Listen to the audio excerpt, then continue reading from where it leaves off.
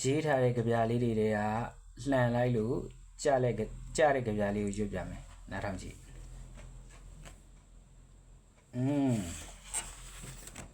ဒါလေးကလည်းမိန်းမကိုလွမ်းလို့ရေးထားတဲ့ကြပြလေးပဲလွမ်းကြပြတဲ့ကြပြလေးရဲ့နာမည်ကလွမ်းကြပြလွမ်းတီတဲ့လွမ်းတီလွမ်းဝေတီလွမ်းဤမောလွမ်းနှောတန်စီလွမ်းညာကလွမ်းပလီ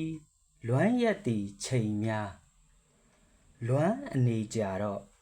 လွမ်းတန်ရာဝေဒနာတို့လွမ်းလို့ခံစားကြပြနာမည်ကလွမ်းကြပြရှေ့မှာလွမ်းဆိုတဲ့စက်လုံးလေးတွေကြီးပဲစီထားတယ်ပြီးရင်ဒါလေးကတော့ကျွန်တော်၄ချိုးပေါ့နောက်ဆုံးကပထမပိုင်းမှာတီစီနဲ့ဆုံးတယ်အောက်ပိုက်လေးကမြားစာပြန်ရွတ်ပြမယ်နော်ကြပြလေးရဲ့နာမည်ကလွမ်းကြပြတဲ့လွမ်းတီတဲ့လွမ်းတီလွမ်းဝေတီလွမ်းဤမောလွမ်းနှောတန်စီလွမ်းညာကလွမ်းပလီလွမ်းရက်တီချိန်များလွမ်းအနေကြတော့